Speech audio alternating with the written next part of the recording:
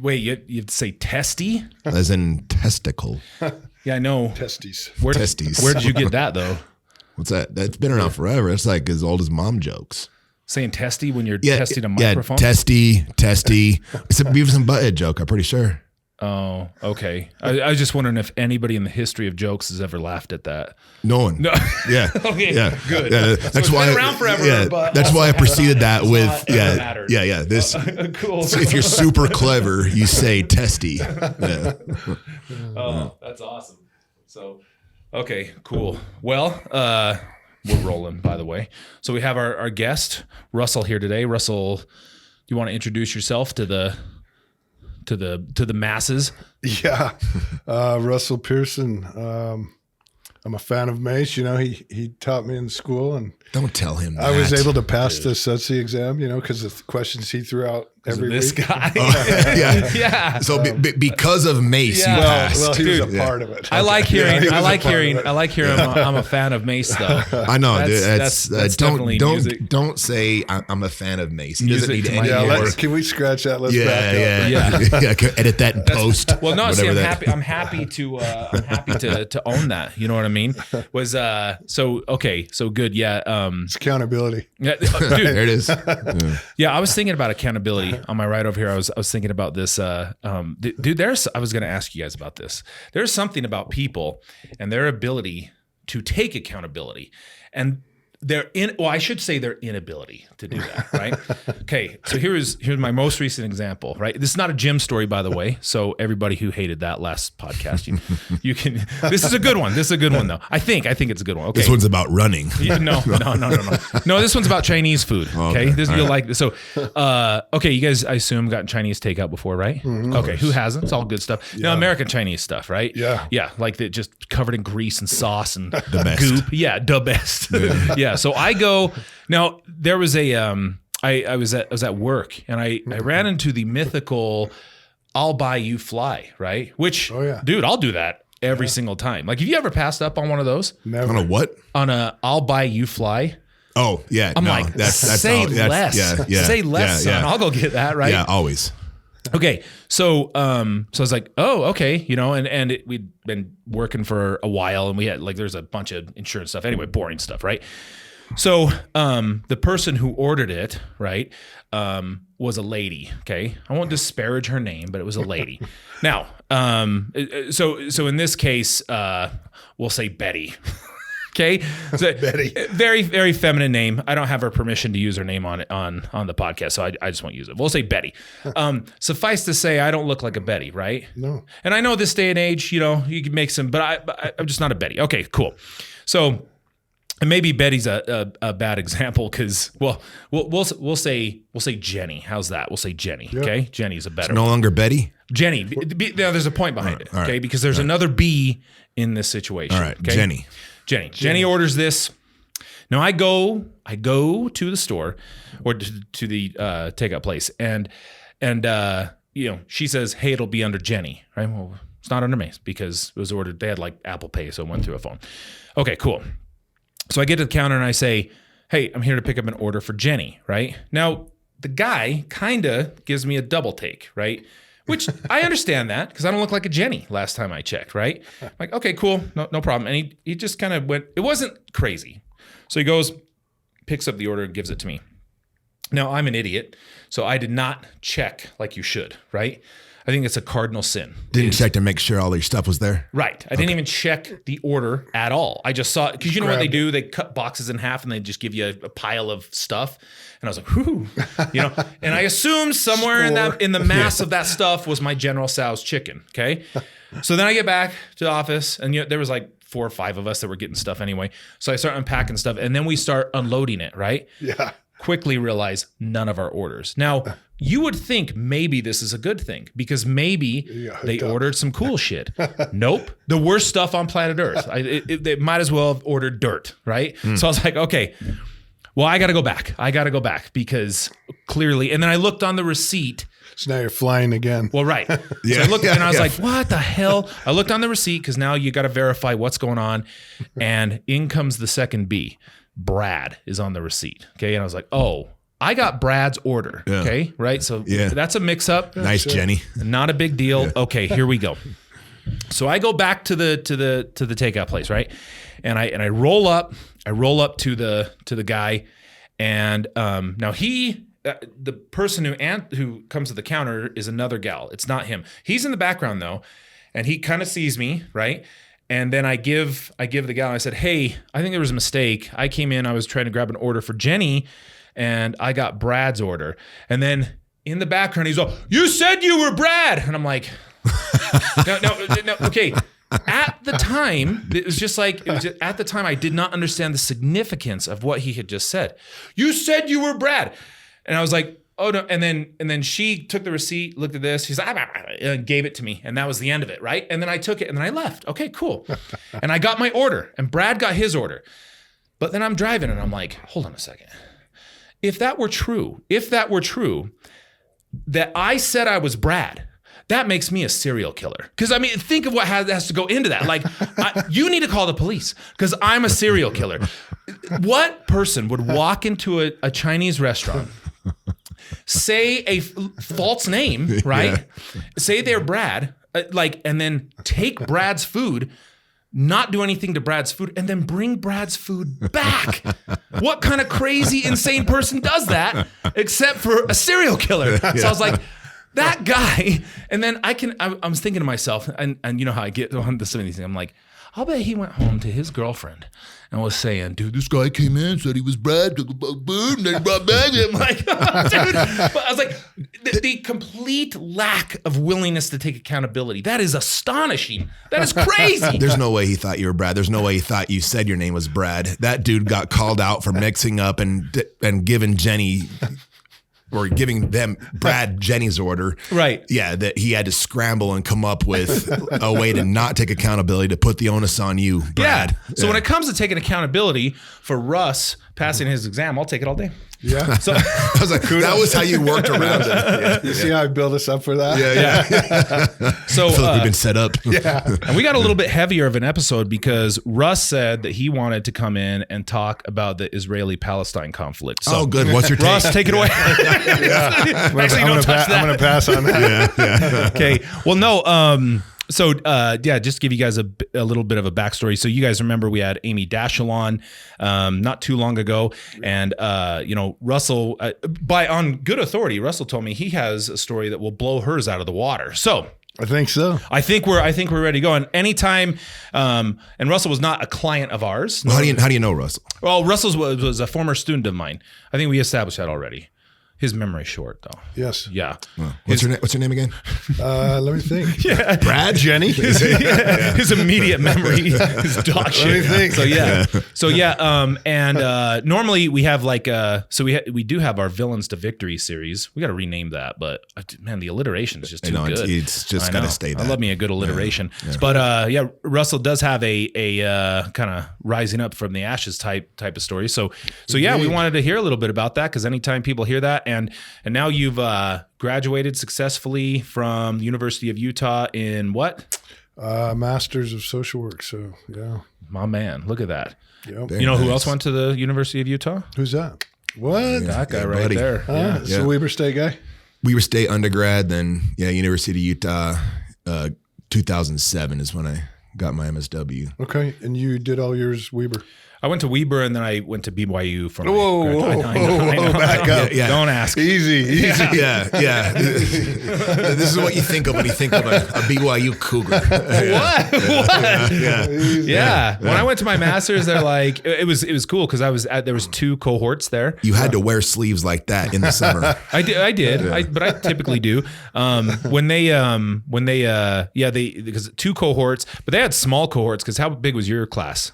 I think I was in the advanced standing, so that there were 64 of us. Oh, okay. Okay. Yeah. Sometimes there's what about the whole thing all together? There was 100 and something? More than that. Oh, really? I think there was over 200 between 2-year, 3-year, and advanced standing. New social work is into the field. Yeah. Well, we had... Which is, I don't know if that's a good thing or a bad thing. It's good. We need it. But there's so BYU, they were pretty strict. They only took 35 in each one of their classes. So there was one cohort and the next cohort, and they did not have an advanced standing. And of all them, I was the only one who was not of a certain religious denomination. Oh. Right? Do you know what kind? Buddhist. Right. Exactly. Yeah, exactly what I was thinking. Yeah. So yeah, I was not LDS, but they were really cool about it. They really wanted me to be there. I remember I pissed off a lot of because I was a cheerleader at Weber State. Yes, I remember. And a lot of the cheerleaders up there, they applied for BYU and they were LDS and they were and they didn't get it's called an ecclesiastical endorsement. Wow. Their bishops wouldn't give it to them, and they're like, "How did you get in?" And they're like, "I just went in and talked to the chaplain, and he just said, do you follow the honor code?" I'm like, "Totally." And then, I honor code AF, bro. Yeah. Once they're gonna rescind your degree once they listen to this episode, dude.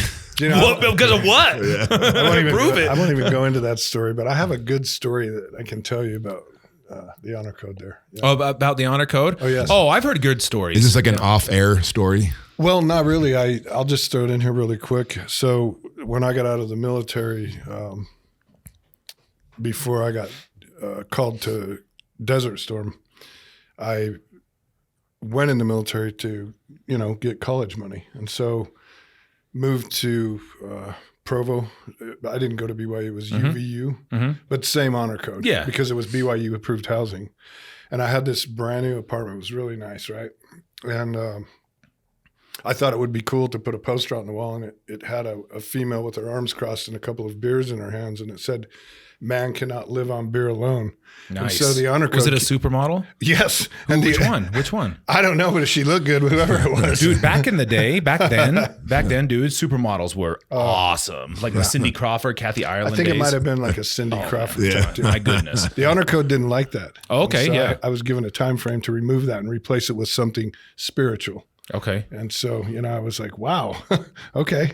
So, yeah, when you bring up the word BYU, man, I don't know. What'd you replace it with? It's triggering, right? What'd you replace it with? There's a famous portrait of, where the Jesus Christ is the door and how there's no handle or whatever. You know the one I'm talking about? Yeah. That one. So, Yeah. Got you. That Out with the code. supermodel holding the beers in with the... Yeah. Yeah. That met the code. So, Okay. Well, yeah, of course. Right. Yeah. There's when I was going on my master's for graduate school, you didn't have to live on honor code approved housing. You didn't have to, you could live anywhere you wanted. In fact, I lived in Ogden and commuted down to BYU to go to school. Rough commute. Yeah. I like it though, because I commute a lot now, especially like with work in Wyoming. And I learned to love commuting, and that's when I bought a Sirius satellite radio. Thus the podcast. Yeah. And so, I started listening. Exactly. That was back when podcasts were not even I think Adam Carolla probably had one, but that's about it. Him and Joe. Haven't heard that Yeah, name him and for a Joe. while. So, tell us a little bit about yourself, man. Where'd you grow up? So, I grew up in Delta, small town in Utah. And Inventors of the airline. yes, yeah, there's some roots there for sure. I think when I was growing up there, it was about 3,000 people. Okay. Family were farmers, and then the big power plant came, and my father, gave up a farming career for his father to go to the power plant, which was controversial, But I grew up very LDS in a small town. Like you do. Did they have was it four-wheelers big down there at the time? Oh, yeah. Oh, bro. You ever been on to Fillmore? I got a Delta? KX 450 sitting in my garage, speaking of that. They have some epic four-wheel trails down there. Oh, yeah. Super fun. Yeah. Did you guys shoot jackrabbits with 22s and stuff? Oh, yeah. Dude. Before I became a convicted felon, of course. Yeah. Dude, that was one of my favorite nights. was When the I lived down I was not living, but I was with my dad down in Fillmore. Yeah. And it was I don't want to say it's the sheriff, but it was some sort of law enforcement official, and we went out spotlighting because they're dangerous. The jackrabbits are. Oh, yes. Dude, we shot so many jackrabbits out there. I was like, this is the greatest thing ever. First time I ever shot a gun. Zero training. Like, Point and shoot. here you go, son. If you've ever been to Delta, you've been jackrabbit hunting. So Yeah. My ex-wife, she's actually from Fillmore, so I have a lot of family down there still. Yeah. How long did you live in Delta then? I was there until I was 18. Okay. Until I left for the military. Okay. I came from a a really good family. I was never around, drugs or alcohol, anything like that. But, you experiment growing up, a few beers here and there, this and that, but nothing too crazy. Sure. But I had a good childhood. I had every opportunity to be successful. And, I can't share stories of trauma or things like a lot of people are exposed to that kind of go into addiction and different things. Yeah. And that's sometimes too, I think that sometimes, I guess, is, at least in our field, assumed quite a bit. Like, especially with therapists. Yeah. In fact, they're kind of counting on it almost. Don't you ever feel that way? What's that? Like, if you have a guy who's maybe dealing with substance use issues or getting out of prison or something, you just hear these cliches, like, oh, I can't wait to unpack his trauma. I'm like, how do you know any exists? You know what I mean? Just the assumption, like, what if you had a good childhood? Always looking for something. Right. Like an origin, right? Yeah. There's got to be a secret sauce to why this occurred, and then you can go back and explore that, and then unpack it. Yeah, looking for something to work with, right? Yeah, Those billable hours. Yeah. there you go. Yeah. So what? I'm learning. Trust me. And you got into what branch of the military? The Army. So yeah, I was kind of thinking a mission, and that didn't pan out. And so I decided. Oh, an LDS mission. Yes. Not an Army mission. Yeah. Okay. We went on those though, I assume. Yeah. Okay, cool. So yeah, I decided I wanted to go into the Army and, educate myself with their college fund and that. So at the time I enlisted, the Army was the only one that offered a 3-year enlistment with college money. And the catch was they got to pick your MOS and where you went. And MOS is? That's your job. Okay. So whatever occupation based on your ASVAB score. Okay. So someone that scores really high could go into the Air Force, whereas someone who scores really low is probably going to get infantry. So the ASVAB, yeah, the ASVAB score is like your intelligence essentially. Yeah. Okay. And like aptitude, I sure somewhere is in there, right? Yes. And for our Australian listeners, there's like 5 of them. A mission, an LDS mission is typically when a young man or a young woman, I thought girls go later, don't they?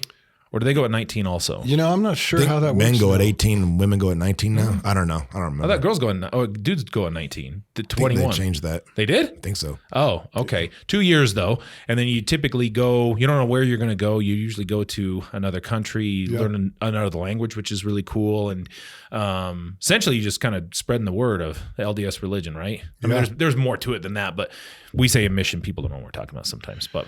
Great cause for sure. Sure. Yeah. So yeah, I enlisted in the Army, and I left for the military August of '88. Yes, I'm old. That I graduated in May, so it was 3 months, and I left for the military, and I was sent to Fort Sill, Oklahoma. So Lawton, Oklahoma. That's where artillery is trained, and you learn your job. And so, got through basic training and AIT, and then I was sent to Germany. So I was attached with a cavalry unit, 11th Armored Cav, and really their mission was to patrol what most of us think of as the Berlin Wall, the actual Iron Curtain that separated East and West Germany. So that still you existed. were there. Yeah, 89 is when it came down, wasn't it? What? So yeah, you. Now here's a little fun fact. Okay. How many people can say this? I was standing on the border with a machine gun when that became free. That's amazing. Yeah, got some great pictures. Place in history. I'll bet. Did you get a piece of it? Yes. Wow. Yeah, absolutely. So remember, I was on the Iron Curtain, so it's the Yeah. electrified fence. So I did get pieces of the Berlin Wall, but I was stationed in Bad Hersfeld, which is considered in the Fulda Gap, which geographically is the only place Soviets could really come through. And so the 11th Armored Cav, there were 4 regiments, and we were strung out across this Iron Curtain, and we patrolled that. So I'm an idiot though. Like what was the wall trying to stop? Like I mean, I know I should know my history. Was it but East and West Germany? I know, but what? Deutsches Democratic Republic. So communist from non-communist. Oh, okay. And they're just, oh, you can't come over here. Well, which side were you on? The cool side then? Or Yeah, I was on the cool side. because the other side was what? Just poor and they suck, or I don't. dictatorship. Okay, but Totally communist. You were on the West then? Yes. West Side.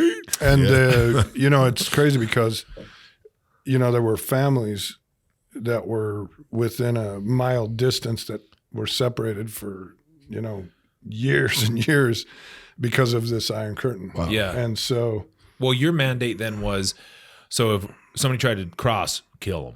yeah. So, Really? absolutely. Wow. Every 3 months, we would go up there for 30 days and they would lock us in and we would patrol the border.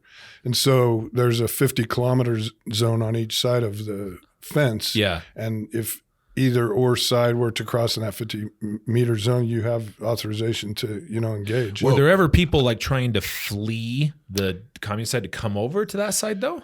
Not that I ever saw. And Okay. So more, but they were probably people coming over to do harm then. Yes. Okay. Yeah. I got it. And they have the border towers every Yeah. so far. And then you see the East Germans walking with the German Shepherds and in their little Jeeps with machine guns. You The were difference there was, for that, man. yeah, Wow. when it came down. And so, That is wild. Did you get it? So were you literally there when it came down? Like you got literally. dude, that's amazing. Like I think about, like you think about the wall.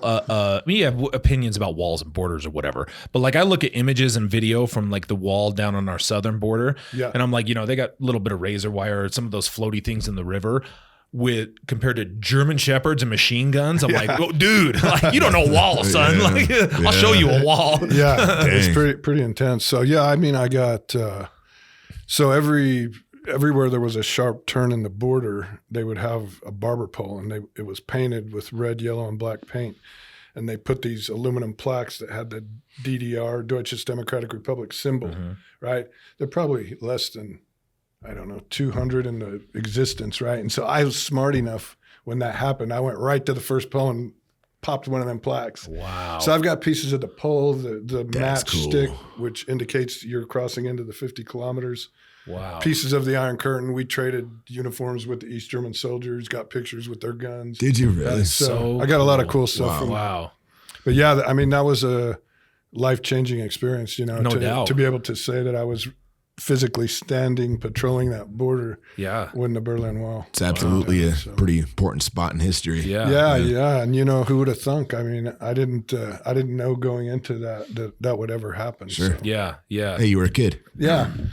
And it was really, looking back, I'm very grateful for that experience. I don't think at the time I really valued for what it was, Yeah. but to think back and, a part of history. So It's kind of like it's not comparable, but I was just thinking like even just because looking back on those things, you're right. Like when you're in it, it's hard to notice the significance of it. Like if you're just there and it's kind of like, hey, you're here to do this. And how long were you there, by the way? in Germany, Yeah. I was there 22 months Okay. in Germany. So almost 2 years. Almost 2 It's years. kind of like becomes your routine, and then there and you probably how far in advance did you know that the wall was coming down? It kind of happened like just out of the blue. There really wasn't a buildup to it. It was more in Berlin than the actual Iron Curtain. But like I say, you have this beautiful countryside, and you have these families that are families, but they're separated by this huge Yeah. Iron Curtain that's electrified, and you can't. Potentially just 1 mile apart, wall in the middle. I mean, you could they don't literally see each look other. and see family that and so. Yeah. Wow. When that happened, one of the other soldiers, we had both just bought really nice cameras out of the PX, and so our lieutenant colonel came out in his Black Hawk, and he knew that we had these cameras. So we went up, and there's automobiles over there called Trabants. They're like, they probably have a weed eater engine, and they had like 8 Germans. Yeah, there were like 8 of these Germans, and literally the car's no bigger than this table. Yeah. So they're just crammed in there because they didn't know how long this was going to go, and so they were just miles and miles on the Autobahn of the East Germans trying to get into West Germany Wow. for fear Yeah. that they would, It's kind of like I said, it's not comparable, but even like, I don't know how significant like the pandemic will be in the future, but like you remember that It's the Five Wives Distillery. Oh yeah. Yeah, making the hand sanitizer. They had the hand sanitizer. Dude, Yeah. I saved those suckers. I'm like, I'm saving these babies. They're not going mementos. anywhere. It's Yeah. a big deal, man. Oh, well, I was like, dude, looking back, this might be pretty cool. It's like basically like a piece of the Berlin Wall. Well, Yeah. not at all. That's why I said it's not comparable. I said, I'm hoping the significance of this is going to mean something later on. You know what I mean? Like, probably not. Yeah, but okay. Yeah, so cool. Cool experience. So then how did you career or did you just serve your time and come back or serve your time? Well, I did go on to do plenty of that. I finished my enlistment. They were actually offering an early out to some people. And so I took advantage of that and I got out about 3 months early. Okay. And came home and, followed through with my plan. I got registered to go to school in Orem, Utah Valley. Mm-hmm. And I think it was probably, I'd went to all this work to get this apartment. And it was maybe the third day into the semester in January. And my mom and dad called me and said they needed to speak to me. Well, of course, I knew what was coming because that was right at the time the Desert Storm, the war in Iraq, was heating up. Mm-hmm.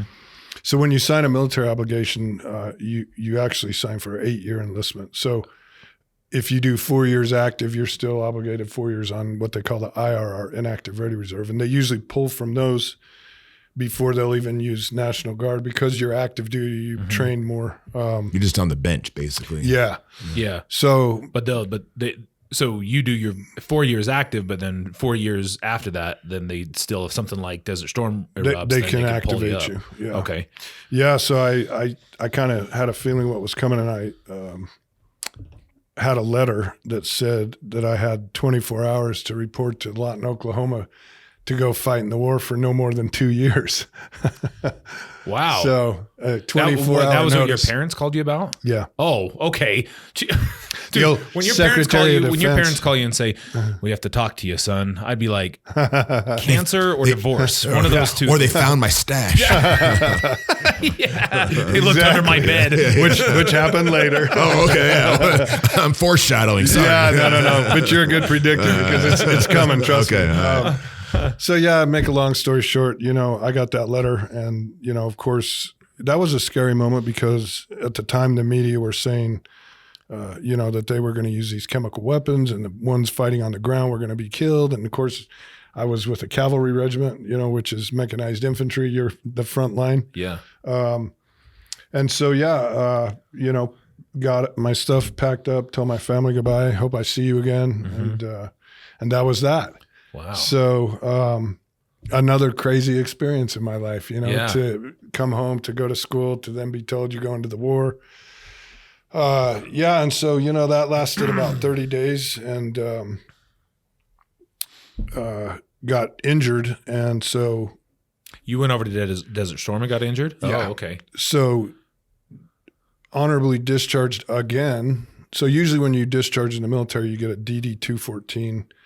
And so I possess a DD-214, a DD-215, and a DD-215E. Okay. Which means honorably discharged from war, and honorably discharged injured. So I'm service-connected veteran. Did you get injured like in battle, like a Purple Heart type? Or? No. Oh, okay. No Purple Heart for me. Oh, okay. So yeah, I'm service-connected with the VA, and of course, I love the VA. Everybody hears horror stories, but they're a pretty good outfit, actually. And so, yeah, that was another really incredible experience for me. Probably one of the most important lessons I ever learned with that was, we have all this racial tension in the world and all these things going on. And what you learn in an experience like that is it doesn't matter what color our skin is or where we come from or what we're doing. Is like, does that person have my back? Yeah. Right. All that other stuff kind of goes out the door. Right. So right. it taught me a really important lesson that would, benefit me right throughout my life is not to be racist or like political ideology. Yeah, I don't get religion. involved with any of that dumb Right. shit because it's not important to me. There's no room for that on the battlefield. No, it's Who your favorite football team is. Yeah. It comes down to, is this person genuine, authentic? Is it a person I want in my life? Which later in life I learned, today I'm very choosy who sits at my table. Whereas before I wasn't, right? I had a lot of friends. Well, let me rephrase that. I had a lot of accomplices, right? Today I have friends. Yeah, okay. Then I had accomplices. Doesn't mean they're bad people. Just means, they were doing something different. But that, are you saying that experience though kind of opened you up to maybe being more open and welcoming to people because you kind of it drove all that stuff's not really at the end of the day, that stuff's not really important. What's important is just who's sitting in front of me and whether or not they have my back. Is it a good human being and do they have my back? Sure. Okay. So it was a really important lesson once again, kind of an experience that most people will never have in their life. Me and Jeff signed up for the military, and they said, "No, you guys are too good. We can't take you." Yeah, you guys are off the team, dude. True story. Can you imagine us two oofs in the military, twisting guns? You guys are too good. Too good, man. So that was another really life-changing event, and then I came home, and I met a guy in a gym, of course, a gym, right? Yeah. I was in that phase of my life for a long time until I started doing it to look good instead of be good. Well, yeah, there's a difference. Man, if you ever listen to the podcast, there's many things to hate about the gym. Yeah. Okay, especially the people in there. Yeah. Once I started doing it to look good, I lost sight of what I'd started to do, be good. So big difference. But anyway, I met a guy who worked at Kennecott, and he liked me, and he was in the National Guard, and he said, "Hey, come out here, I'll get you a job." So I did that. So I worked at Kennecott for 17 years, I guess 16 or 17 years. Did you have one of those trucks with the tires that are bigger than a house? Well, I actually was a supervisor in the mine for a period of time, but I never actually got to drive one, but I did. Those things are cool. I had to babysit those guys, and that was a pain. Dude, imagine hijacking one of those and going on a rampage. Oh, yeah. Like, how are you going to be stopped? Yeah, you're not. You're not. Giant. Yeah. So, I had a really good job. If I wouldn't have taken a different turn, I'd probably still be out there and, getting ready to retire. But my life took a different turn. So, during that time, on paper, I looked good and, I had the house, the cars, all of that stuff that's really not important. And by this point, to me it was. No real criminal record or anything? No. Okay. No criminal record, no abusing, alcohol or drugs. In fact, I didn't even try drugs probably until my later 30s. Oh, wow. So, I was drinking on the weekends, nothing out of control. And but the most important part of that period of my life is that whole time I was a liar, a cheater, manipulator, thief. I wasn't a good person. Yeah. I wanted people to think I was good. I wanted to look good, but I wasn't good inside. And I think when you learn how to take accountability for that, then you can start to change those things. But I just didn't want to hear that or see that. And so, but I was responsible. I went to work, I did the best I could. And people ask me all the time, like, where did your life turn? Or what, was there something that happened?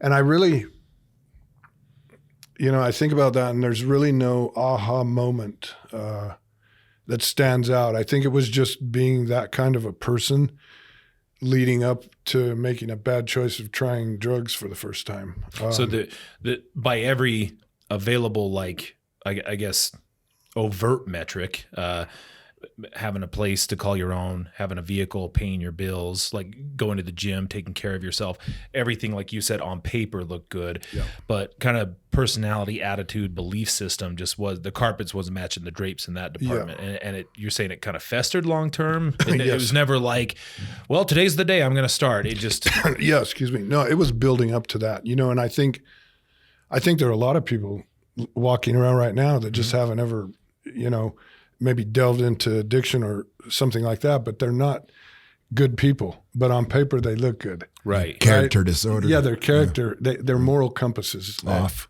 Right. Right. But to look at that person, you may think, well, they've got it together, but internally, they're either liars or cheaters or manipulators. They're just not good people. Absolutely. It's funny how that is too. Like, if you look at, the one, don't get me wrong. I know, which obviously we'll get into, but more long-term drug and alcohol use to the point where it's compulsive and addictive and whatnot, like that begets behaviors that obviously cause more, problems in your life and whatnot. But that one quality is such a dividing factor from, like, there's people who are just legit scumbags, you know what I mean? Yeah. And they're just not using drugs though. So everything's like, oh, well, cool. You know what I mean? Like, which is like, well, hey, wait a minute. I know people who have, who are addicted to whatever, and they're, genuinely good people, you know what I mean? But like, nope, like it just, morality is gonzo. It's one of the main things I've learned in just working in this field is exactly that. People that use, like, whether or not someone uses isn't necessarily indicative of like the quality of person they are. Plenty of sober assholes. Right. Yeah. That's cool though, that you can look back on that, have some insight into that mindset, that kind of maybe hidden lifestyle contributed to all of this in the long run. Yeah, for sure. It took a long time to be accountable for that because I just, my pride and lack of humility, I didn't want to accept the fact that I was the problem. I was that guy on the pity potty. I could blame everybody but myself. I could give you every reason why I did what I did, but at the end of the day, it was me. Yeah. And I was making my own choices. Right. Sure, there were things in my life that affected that or had a part in that, but ultimately we all get to make our own choices, right? Yeah. Yeah. And absolutely. I think that's where a lot of people go wrong is, they're always looking for a reason to blame. And it's when you learn how to take accountability, your life changes. Yeah. You said they were Brad. Yeah. Yeah. Or the other way around. Exactly. Yeah. So, that, like I say, looking back, I don't really know of a particular event other than I think it was just my poor behaviors leading up to that moment when I first tried. To this day, I've never even smoked marijuana. So I went right to cocaine. And when I found that, I thought that was the greatest thing ever until it became a very expensive habit. When was that? When did you first start using? So I would have been 36 years old. And that would have been what year? 2008, 2009. Oh, okay. Somewhere in Okay. there. All right. Okay. I was going to say that wasn't the height of cocaine's power. Then. No. Okay. And so, to make a long story short, that all came to an end when it got to the point where, my habit was exceeding my income. And I ended up paying one of my employees overtime. I was a foreman, and I paid her overtime that she didn't work and told her, I'll give you some of that. And luckily she had the, integrity to go and tell them, hey, I didn't earn this. Of course, they called me in and said, you can resign or we're going to fire you. So after a 16 or 17-year career there, it was over. I guess some people would have learned their lesson, but not me. I went on to Union Pacific Railroad, another wonderful job. Oh, yeah. And I was about 2 semesters away from finishing a bachelor's degree in business. And to hire on with Union Pacific, you needed a bachelor's. So I ended up finishing that in agreement with Union Pacific if they'd hire me that I'd finish the degree. Kind of a probationary type thing. Yeah. Sure. Okay. Another, to put it into a short story, we had a accident down there where the Fear Factory haunted house is. A guy had laid his head over the rails and severed his head.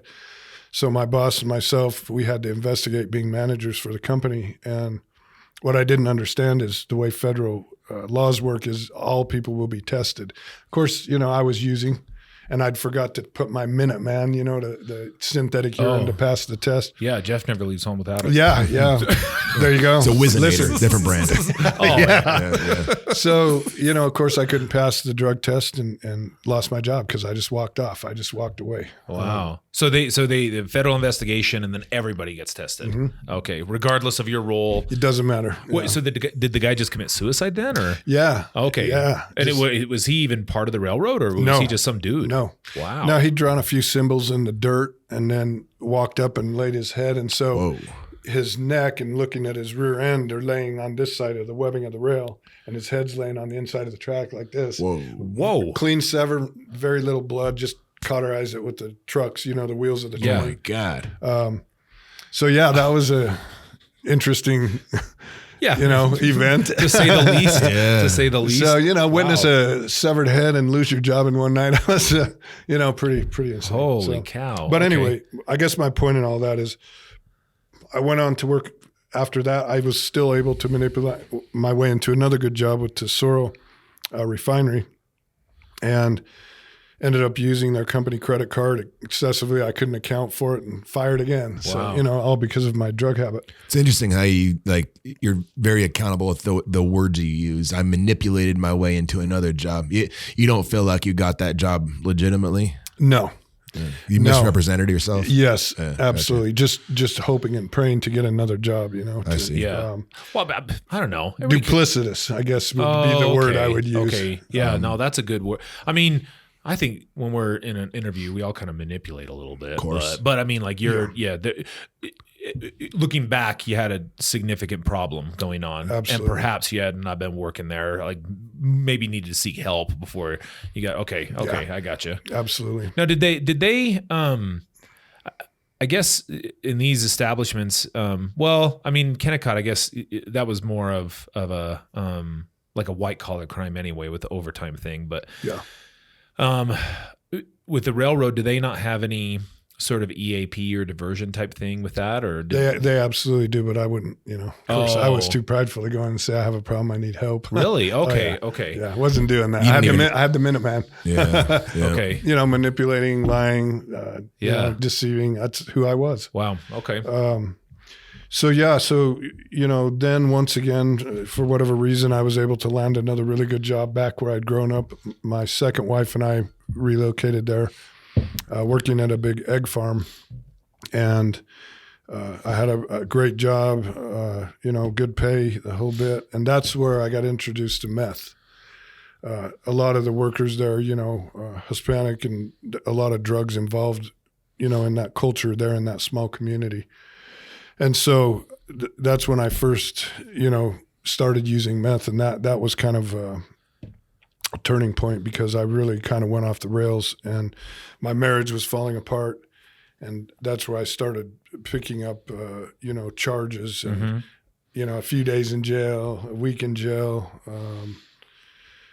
until I got arrested and I'd left the light bulb in my company truck that had meth in it, and of course fired from that job and now incarcerated. And that's kind of where just things really started going downhill. So you say an egg farm, right? Yeah. Free range eggs? Jeff's about to lecture you. No, not free range. However, the company has a lot of free range. There were 1 million birds down there, so we were running about 1 million eggs a day. Yeah. Sidebar here. I was driving back from southern Utah, and I would wager we probably drove through Delta on our way back, and I was lectured for multiple hours about using free range eggs from this guy right here, as if dude. I don't. Have I ever talked to you guys in class about my thoughts on animals and why, like? I don't remember. Okay, you would. It would be one of my opening monologues about nonsense. All right, settle in. Here we go. Okay, no. When we decide to eat an animal, right? Mm-hmm. There's two factors that we look at. One is intelligence, and the other one is aesthetics, how cute the animal is, okay? And the one that matters the most is cuteness, okay? Right. We just do not eat cute animals, okay? And I'll give you an example. So if you think about like the smartest and the cutest animal on the planet, what is it? Puppy? Dolphins. Oh, okay. Dolphins. The smartest and the cutest. Okay, smartest. There you go. And we don't do much to dolphins, okay? No. People say they eat them. I don't think they do because of the mercury, but I think like when people are kidnapping them and putting them so you can swim with dolphins and stuff like that, they're saying that. But we don't do anything to dolphins because they're super smart and super cute, right? But if you take an animal that's super stupid but beautiful aesthetically, like a peacock, you ever heard of anybody eating a peacock ever? I don't think so. I don't think so. No. I mean, it's like, hey, we're having peacock. I don't think they're endangered though, right? They're not. I don't think they are. No. We very well could start eating peacock, but it's like, really? Look at those feathers. Those are cool, right? Yeah. Nobody would do that. Okay. So then I'm like, now you can go down the line. I mean, if you look at it, pigs, they're pretty intelligent, but ugly as hell. So we'll eat the shit out of a pig, no problem whatsoever. Everybody will eat that. So then this guy talking to me about the dumbest and the ugliest creature on planet Earth, a chicken. You know, man, you really should eat free range. They need time to roam and everything. Right after he got back from SeaWorld with all those dolphins in captivity and that poor whale that was tortured there. I had him going for years thinking I cared about that. Well, it was worth a 3-hour lecture, dude. And then I got on and I was like, I only want chickens that grow up in cages and they start growing into the cages. I only will eat tortured chickens henceforth. So I assume that wasn't the farm you were in. So well, yeah, just a really quick little thing. We would bring kids there on tours, and we would have, you know, some of the chickens in a cage, and you would ask the kids, you know, where do the eggs come from? And their answer was Walmart. You know, they had no idea that a chicken laid an egg. It was Walmart. That's where we get the eggs from. That's funny. Well, was there anything about like, see, you kind of said that when you started using meth, that's when things started to go off the rails. Was there anything about the meth, the high that it gave you, or the way that you were using it, or that contributed to things getting off the rails, or was it just like threshold effect and that was it? You know, I think the problem with meth is it's more of the sleep deprivation than the drug itself. Mm-hmm. When you're going 3-4 days without sleeping, man, and everybody talks about the shadow people, I think those are realities. And it's the poor diet and the lack of sleep, and you know, it just starts to create all this paranoia. And because how long is a cocaine high compared to a methamphetamine high? Oh yeah, you know, cocaine an hour, and you want, you know, more. Whereas meth at that time, you know, you could do a line and you were good when you first started using for, you know, a couple of days. Wow. Your eyes are dilated and you're grinding your teeth, and I don't think it's got quite that effect anymore with all the restrictions of ephedrine and all the things they've taken away. But back then it was pretty potent stuff. Oh yeah. That's back in the day when you just buy ephedrine over the counter. Yeah. You know, wow. And now that's a problem. And so I don't think it's near as strong as it was back then. But I think more like the sleep deprivation and just creating paranoia and you know, it's like the byproducts of the substance that you're up for days, and whatever recovery your brain does when you're asleep isn't happening, and so your perception of reality is distorted. That whole thing, big time. And meth or not, if you were just putting yourself through that and you were able to somehow stay awake for that, damn, that doesn't do a body. Yeah, I mean, you don't even have to do meth step for 3 days and see how you feel. You're going to be like, you know, trashed. So yeah, the lack of diet, you know, you're dehydrated, not sleeping, and then of course with the drug, it's just, you know, you're off the rails. Mm-hmm, mm-hmm. So yeah, I was committing crimes, I was getting in trouble with the law, in and out of jail, and then I ended up. So I'd racked up about I don't know, maybe 12 or 13 felonies at that point, and then I ended up doing a year in the county jail in Fillmore, and I got out for not even 2 weeks, and I got in more trouble and ended up doing another 9 months. So, you know, a couple of years there. Wait, you did a year after 12 or 13 felonies? Yeah. Did you know a good lawyer? Well, it's a small town. Oh. And I played the veteran card a lot. Oh, you know, once again, manipulating the system. Yeah. Were you using while you were incarcerated? Did I ever use while I was incarcerated? No. County jail, it's tough to. State inmates, you know, a lot of the state prisoners go to county jails because it's double the revenue. So the counties love to house state inmates, prison inmates. Yeah. And, you know, I was doing time where I grew up in the county jail that, you know, 30 miles from my family. So they house about 80 state inmates there. So yeah, you know, doing time, and then I went through that kind of phase, and I'd just done a year, and you know, we always find God in jail or prison, and then, you know, the minute you walk out the door, you leave him there, and life comes, you know, quickly. And I really thought that I wanted something different, and so I came up to Salt Lake, and I got connected with the VA. Mm-hmm. They gave me a little job at the VA hospital. You know, I was sober. My daughter and her husband were actually living up here. He was going to school, so I was able to stay with them waiting for veteran housing. And I got actually enrolled in back then it was the LSAC, I believe. Mm-hmm. I don't know if it was a SUTSI program. Yeah, LSAC is what it used to be. So I did that and the BSW. Mm-hmm. And, things were going pretty good for about the first semester. And then I went into class one night. It was an evening class, and I looked at my phone, and I had a bunch of missed calls from my daughter. I called her back. She's like, "Your mother just died." Whoa. So it was my mother, 66, so young, stood up in the front room, had a heart attack, and just lost her. And I just spoke to her. So once again, I used that as an excuse, to use. Mm-hmm. And it wasn't an hour after I'd gotten that phone call, I'd called one of the guys I'd done time with, met me off the freeway, and we were smoking meth. So, well, was it, like you say, you used it as an excuse to use, like, was it something like you were legitimately grieving and were looking for the pick me up, or was it that you were fine, but here's another opportunity to use? Honestly, I think it was an opportunity to use. I wish I could tell you different, but I'd be lying. I'm getting that from you, that you're more than willing to maybe not paint yourself in the best light at that point in your life. Absolutely, yeah. It was more of a reason to use.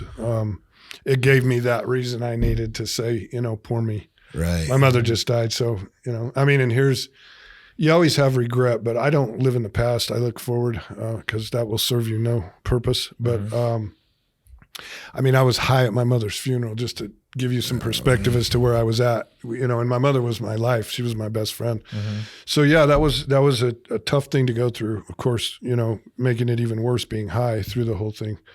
And from there, once again, just off the rails, and things really picked up, and getting in a lot of trouble, picking up a lot of charges, in and out of jail. And, that went on for, I don't know, 4 years probably, of that kind of behavior, just committing a lot of crimes, getting in trouble with the major crimes unit, GPSing my car. Later, I would find this out when I applied for my licenses, and I had to get all the police reports. Oh, really? They put building a case against, I kept wondering why my friends kept getting arrested and in trouble. And we were trying to find out who was ratting. Yeah. And it was me, because my car was going to their places. I was selling drugs. Oh man. But they were building a case against me. So that, they wanted to get me good.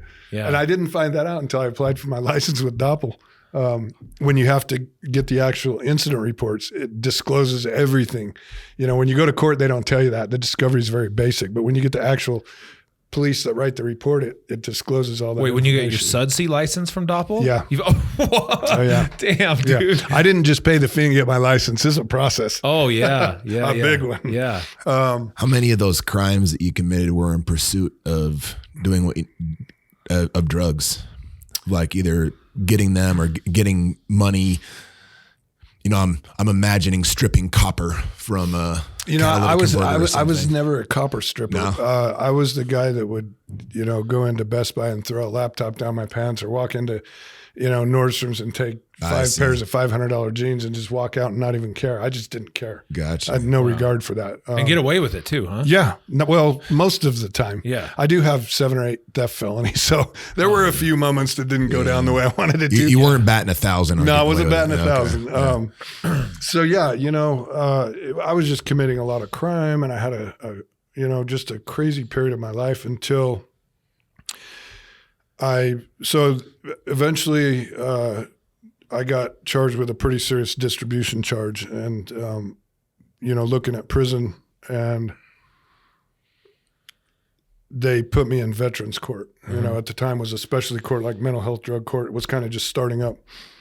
And, I was drinking baking soda, trying to pass the UAs and failing most of them, and being sanctioned to jail and this and that. And then I picked up a pretty serious charge. I was given a first-degree felony, which is considered a life sentence, for aggravated robbery. And then I had a restricted felon with a gun in the car.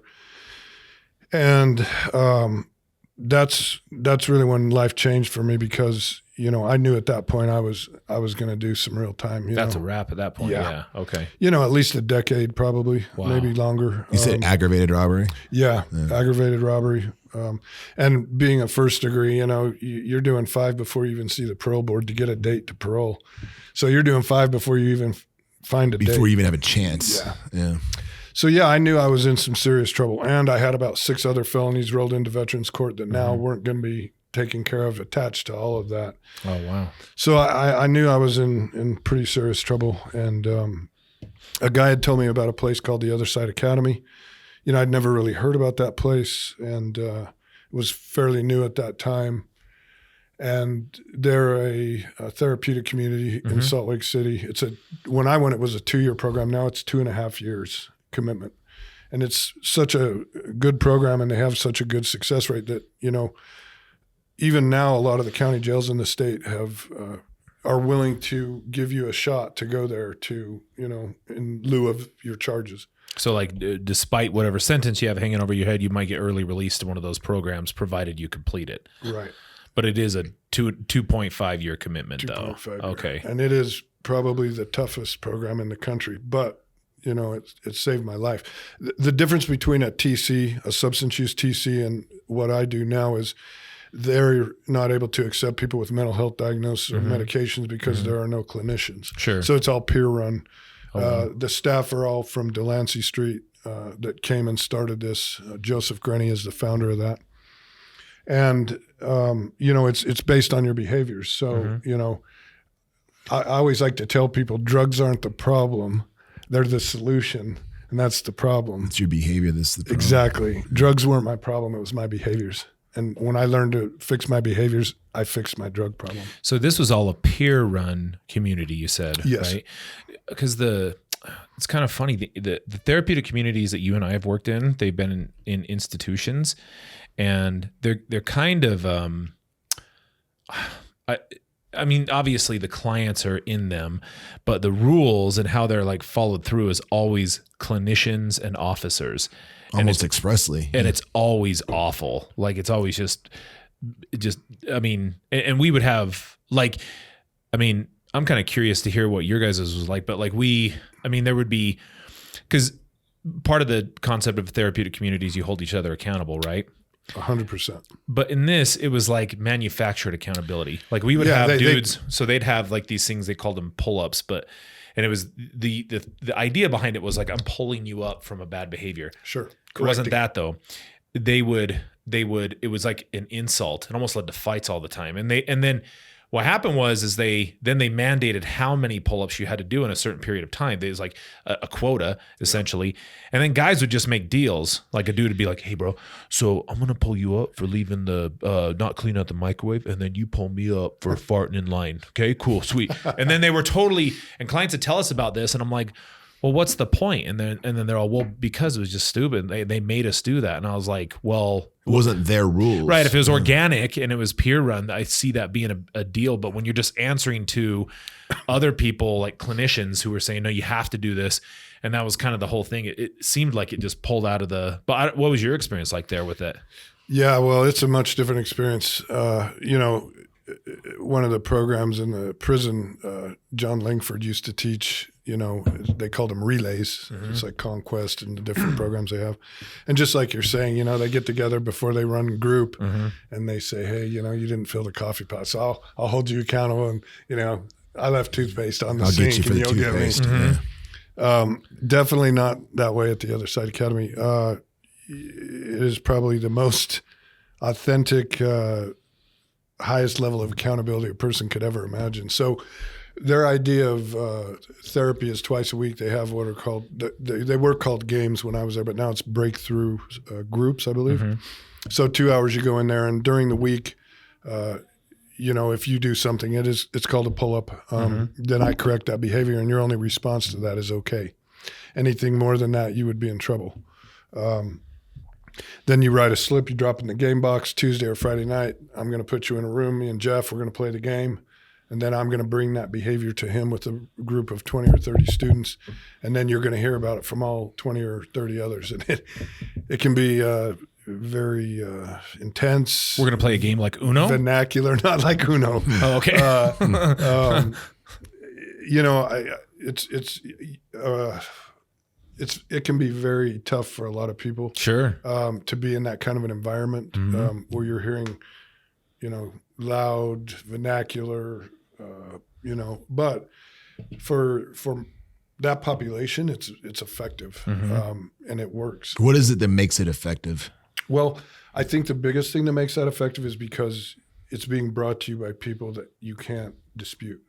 So like you're not looking at some artificially earned authority figure. It's someone that's lived the same life that you're living. And so what they have to say, you actually have some buy-in. Credibility. Wow. Okay. It's credibility.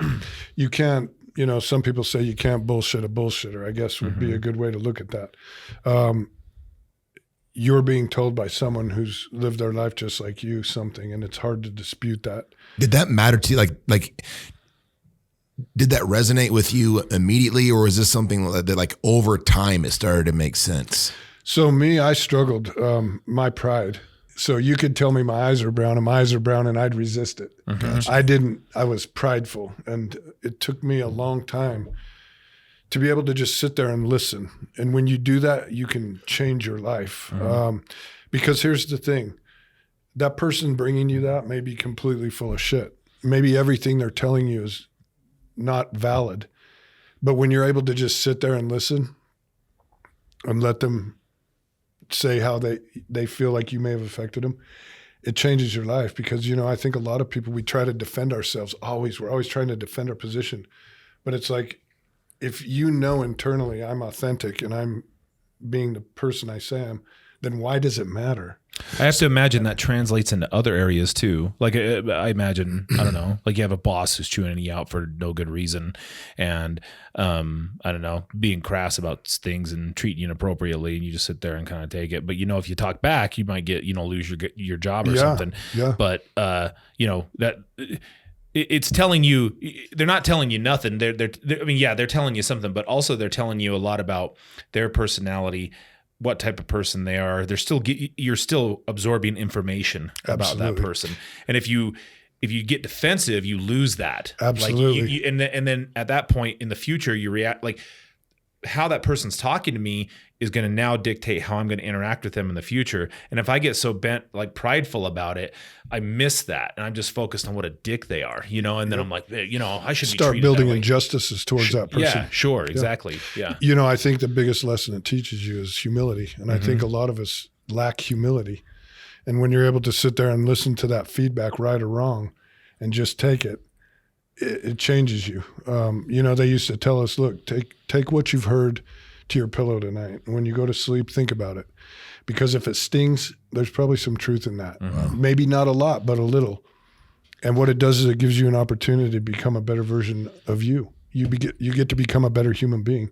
So then it becomes my responsibility when you've given me that feedback. Maybe Jeff said something to me that has some validity to it. If I'm open to that and I internalize that and I think about it, that's really a blessing. I mean, that's really what love looks like, is holding boundaries. We talk about boundaries in the clinical side so much, but do we really know what boundaries means, or, what they can do for a person? For the most part, no. Exactly. What I'm getting from you is that the value of the feedback isn't necessarily the thing that's being said to you. Like I could be giving you feedback and I'm doing my best to give you feedback. You can tell I'm being genuine.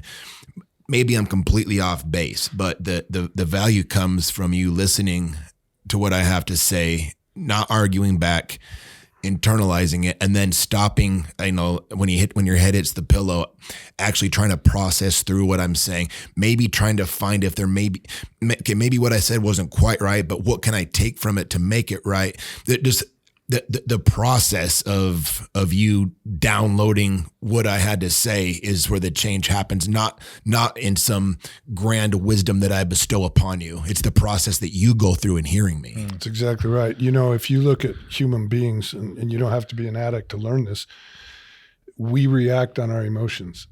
That's what we do, right? And if you just give yourself 30 seconds, and every one of us in our lives have 30 seconds to take a pause and think about that emotion and just sit in it, it'll change the outcome of what you're about to say or do. But we never do that because we react on our emotions. Right. No, we react. I don't even think we take enough time to process the emotion we're experiencing. We just act on it, and then and then we're in handcuffs, or then we're going, why did I say that? Right. And the wife's saying, get out. Right. Or later on we look back on that, and then we look, and then again, rather than leaning back into it again, we we point fingers in all other directions. Like Absolutely. he hadn't done this, I wouldn't have done that, and so on and so forth. So did you complete the Other Side Academy? Did you graduate from there? I did. So I stayed the 2 years, graduated, beat my prison sentence. Wow.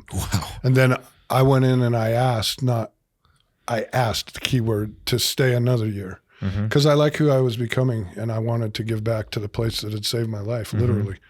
In fact, I'd still be in prison today, serving out my sentence. If you're doing things the right way, and that the beauty of that program is you don't ever have to leave. In fact, a lot of the peers I went through with are now staff members there and made it their life. Oh, wow. So they don't depend on any funding. They have social enterprises. They completely support themselves. As a nonprofit, they don't ask for anything. So they they do like moving and stuff. Yeah, they've got the number one rated moving company, Thrift Boutiques construction company. They're completely self-sufficient. So one thing I love about the model is you can stay there the rest of your life. When the insurance runs out in 30 days, you're not going to get asked to leave. You can stay there forever. Wow. Which is an amazing thing to have, because, and I'm clinically educated now, and I see that happen a lot is, they don't do their Medicaid application. So now their Medicaid's run out. Well, you got to go. We can't provide services. Right. And it sucks. Right. So I love that part about that model. Well, dude, good luck asking a clinician, hey, we got to go move this house today. Like, what? Yeah, exactly.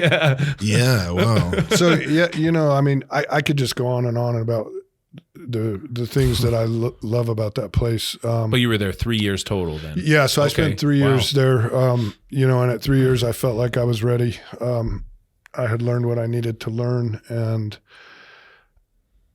the way I saw it was there were things inside the model that I, wanted to know more about on the clinical side. And so I thought, so it's not like I'm rare or special by any means, but I possess a few things that, per se, that some may not. So, being a veteran, I understand their services, and I understand veterans because I am one, which is a population that I'm very passionate about and wanting to help and work with. And then two, I spent 3 years in a therapeutic model, and I understand it very well. We've traveled to Spain and England and looked at the TCs and their models. So I understand the model really well. And then I decided I want to go to college and clinically educate myself. So I call it the trifecta. I can bring a different side of my clinical space because of the therapeutic that I have. So as a therapist, I'm probably not the most lovey-feely guy. Like, I'm going to call you on your shit. Probably not like some clinicians would because of my TC background. Right. Because I know the value of accountability, boundaries, and those things. And I've had really good success with it. So yeah, I wanted to educate myself. So leaving the academy, I knew, of course the cards were stacked against me because I don't sugarcoat or hide anything. I have 43 felonies on my criminal background. Wow. Which is a lot. Well, yeah. You really went for it, man. Yeah. Well, no, because I think about like... if you're going to be good at it. And I bet I wasn't good, obviously. Well, right. Like, I just think about like... it's really cool because anybody that is trying to turn their life around sometimes, I think that they look at that and they may be like, dude, I can't. Even if I wanted to, I couldn't. Absolutely. And like, I'm kind of... Because obviously... The university is a little bit different. I mean, if anything, well, maybe, I don't know. You might be able to speak to this. I would think sometimes I look at university because I've reviewed applications, and I kind of think that if I see a turnaround like that to me adds some credibility to those things, and we pay attention to those things. Sure. 43 felonies to graduating with your MSW is remarkable. With an aggravated robbery being my latest charge, right? A crime that most people are like, no. What was that Doppel thing like? I mean, because people sometimes would be like, because they'll have rules, and then people are like, well, screw that, I can't do it. Like, what was that process like? So and I'll answer that, but I want to mention something that you just brought up. Oh yeah. From day one. So, just because I made a mistake doesn't mean I am one. Yeah. And I know the minute we check that box, life is different. Rather, you can dispute that shit all you want, but it's the truth. Rather, it's housing, jobs. It affects us as convicted felons. I wanted to prove that I'm not going to be that statistic, and I don't care what it takes. I'm going to do this. And I knew it was going to be an uphill battle, but I don't care about my title as a CSW or any of that stuff. What I care about is showing other people with criminal backgrounds that you can go on and reinvent yourself if you're willing to put in the work. And I tell people all the time, and I'll argue this with anybody, the thing we destroy, and it's not just addiction, but if you look at everything in life that gets to a point where there's problems, it's trust. We lose trust. And there's one way to get trust back. It's a formula. It's time and consistency, that's right? good. Mm-hmm. If you're willing to put in the time and be consistent, doing the right thing over and over and over until it becomes you, then you'll get that trust back, you know? And most people are not willing to do that. And it doesn't just have to be with addiction. So when I work with guys, I tell them all the time, time and consistency equals trust. If you're willing to do that, you'll get the life that you deserve. But, you know, as we see in addiction, most people are not willing to put in the time or the consistency. Yeah. I mean, they're already kind of in immediate gratification mode anyway. It's hard to get time and consistency is not a story they want to hear. Not a story they want to hear, but true fact. And so the University of Utah, when I graduated, I'm actually now an ambassador for them. And I have 2 students I work with who have criminal backgrounds that I work with to help them, you know, to see that, hey man, this is doable. Oh yeah. You know, that's super cool. So yeah. And that's, you know, that's really, so, you know, I ask this question to a lot of people and I very rarely get the answer that I believe is the right answer. And there is no wrong answer, but I'll ask you to, if you could describe, don't blow it, Jeff, pure happiness, true happiness in life in one single word, just one word, what would your one word be? One word? One word. One word.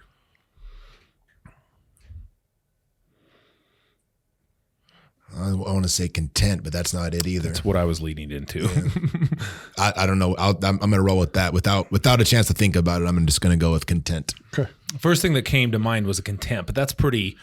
I can't match Jeff. It's okay. You can have the same answer. Yeah. There is no wrong Just answer. say contempt. Contempt. Yeah.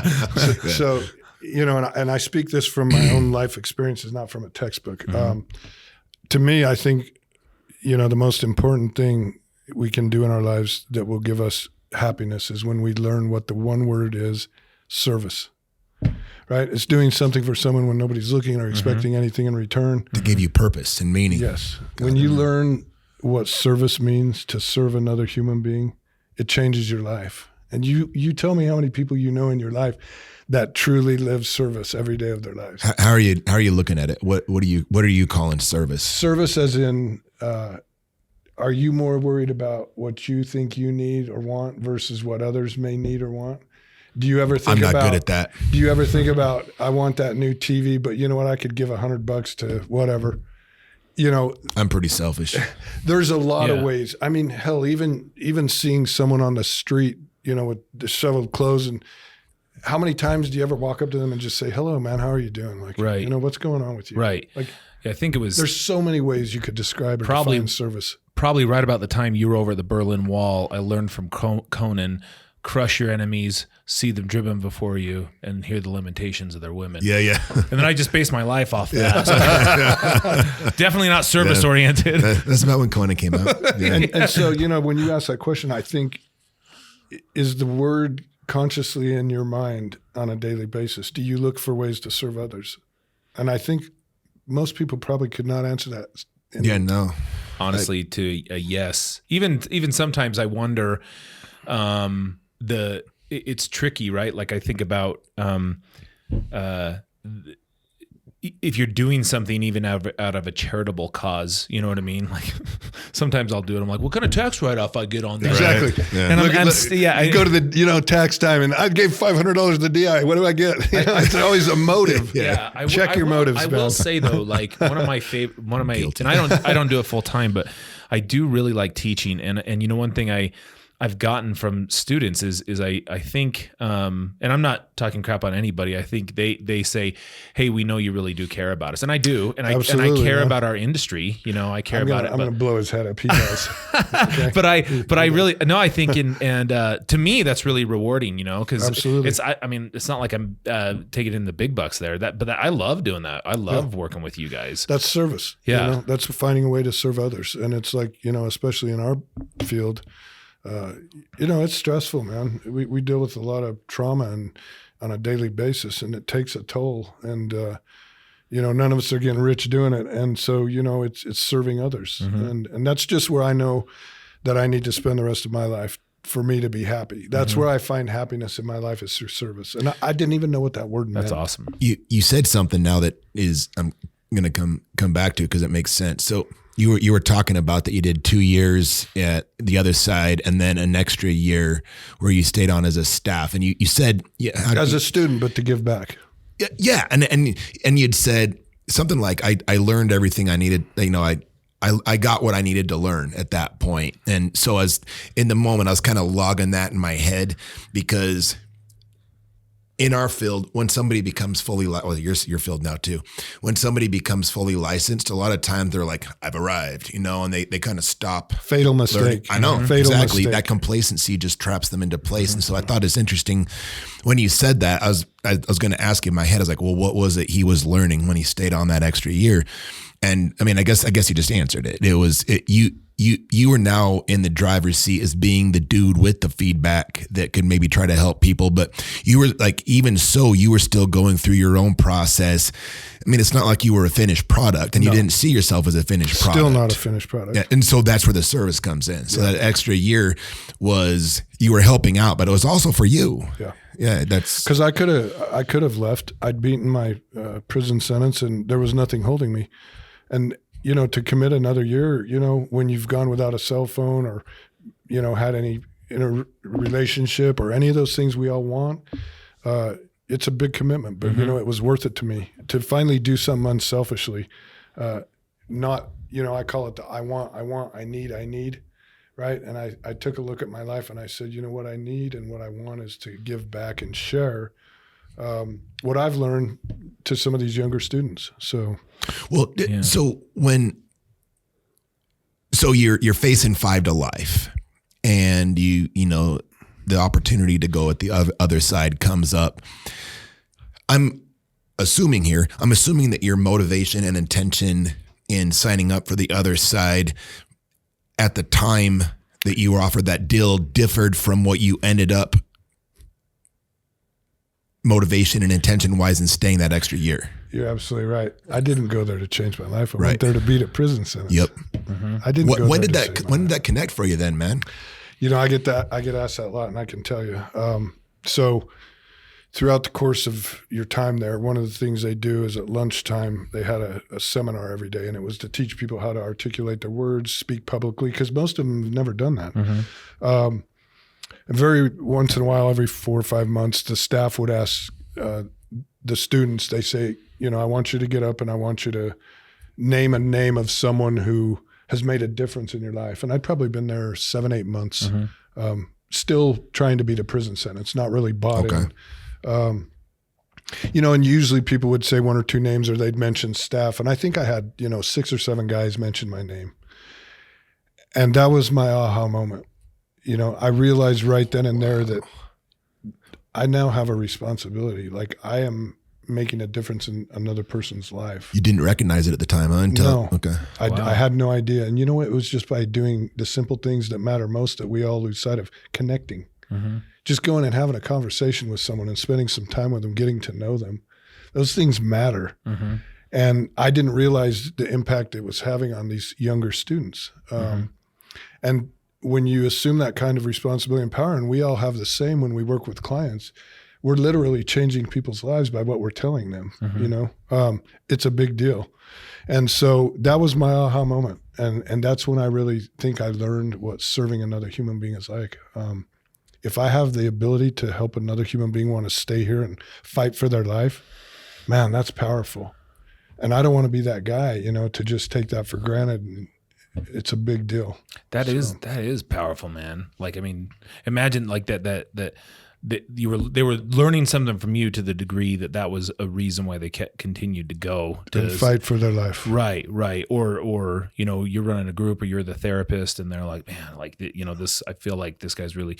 That's why our work intrinsically becomes really rewarding at that point, despite whatever your paycheck says on there. Like that becomes really rewarding, and I like that too for students, because I mean, and like in the SUDC program, there's a lot of folks that do have a history of addiction, and I think they doubt their ability to pull this off. Absolutely. And of course, I mean, I can always be like, oh, no, there's ways around this, you know, but I mean, you just look at me, you know, I'm good with students, but I'm like, I'd be like, I'm trusting this lunatic. He just talked for 20 minutes about Tom Cruise. Like, you know what I mean? But like, I think coming from you, if you're that, like you said, you're the ambassador for that, that's like real world. Oh, no, this is how you do it. This is how it goes. And I mean, it's not like a competition, but I think the mark of having the 43 felonies and still being able to come it, I mean, that's saying something like, I think that it would inspire and give hope to a lot of kids who are on the come up. Yeah, for sure. You know, and you asked me, and just real quickly, I'll share this. So of course, you know, I was denied back into the bachelor's because I had relapsed back when I first started and just bagged it. You know, I was denied the first time I applied for the master's because of my background. Had to meet with the committee and talk about my criminal past and overcame that. Then, of course, when I applied for my SUDSI, I was denied, and I had to gather 3 months worth of information, spent like $800 getting police reports and letters of reference and all of this other stuff. You know, overcame that, was issued my license. It was a huge moment for me. That's so cool, dude. Had a little trouble with the CSW, not as much because they went off of some of my SUDSI stuff. So, you know, to come from where I should be, you know, sitting in a prison cell, to, you know, finishing the bachelor's, the master's, the SUDSI, you know, like I say, I don't care about those titles. What I care about is in hopes to inspire others that, you know, you can do this. And people ask me all the time, well, you know, like the students I was with, man, you know, how am I going to talk to them like you do? And, you know, and I tell them, look, it's simple. Don't ever act like you know what you're talking about if you don't. Right. You know, try saying, Absolutely. I have no idea what it's like to be in prison, but I would love to learn. That's humility. Yeah. And I would love to listen for you to tell me, and then I can share what I learned to maybe help you rather than DBT says do a behavioral shut up. You know what I mean? Absolutely. And so you're right. It's humility. It's being humble and not trying to teach something you don't know. You know, and so, yeah, right now, you know, I'm putting like 75, 80 hours a week. So I work Valley Behavioral Health part-time in the forensics as a therapist, in their intensive and outpatient. And then I'm full-time in Tooele at Warrior Spirit, which is a Native American treatment facility, as a full-time therapist, which is residential. So yeah, it's a mix, and I really love it. You know, just prior to that, I was working with the Other Side Village, and they're the ones that are building the 440 tiny cottage homes for the homeless. And I love that organization. It's a cool organization. Yeah. Man. I just had a problem because I couldn't get licensed there with my supervision hours and that. So wonderful organization, amazing what they're doing. So, you know, yeah, I'm just, you know, getting all my supervision at Warrior Spirit and waiting to take the exam. And Well, one thing I can say about you, man, is like, and this is, so by the way, you won't have any problems with that exam. I know people worry about that, but you'll nail it. What I will say though is that's so and people will be able to notice this too. And I've noticed this in talking to you here, and I noticed this early on too. Just listening to you when we were having discussions in class was like your ability to just again talk in a way that just seems genuine. You know, yeah, I think that is it's not a talent. It's just a feature, a characteristic about you that I think is going to take you a long way with clients. Like you're not wrong. Like, you know, I think I told you a million times I'm a huge fan of CBT. But I don't deliver it in a way that is distasteful. You know, like everything. I have a personality of my own. I always grease the wheels with everybody I do, and then by the time I deliver, it's like you didn't even know it was happening. Exactly. You know? And that's I think where that innate piece about you is like such a good quality. I don't think you don't have any problems with the exam, but I think that'll take your career a long way as a therapist. I think that'll be really valuable for you and for your clients. So yeah, as far as being a person of service, I don't think you're gonna have any problems with that. That's gonna be, thank you. Yeah, absolutely. You know, my most important thing when I go in any situation with a new person that I haven't worked with is working on that trust, because I didn't even know what the word trust meant. And so time and consistency with that person, building that trust to maintain that therapeutic relationship.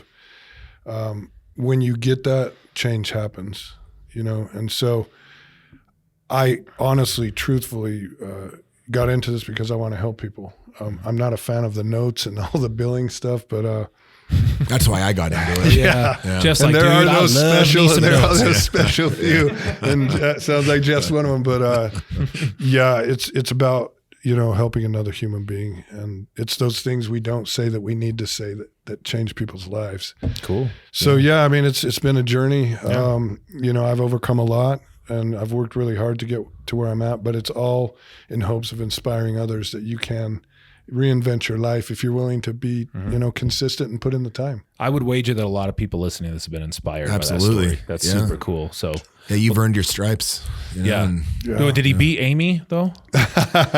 I'm kidding, Amy. We love you. Come on, we love Amy. Amy's good people. Amy's the man. best. Okay, she's it's amazing. not a competition. Yeah. Cool. Well, thanks for coming on, brother. We appreciate it. For Man. sure. Okay, Appreciate it.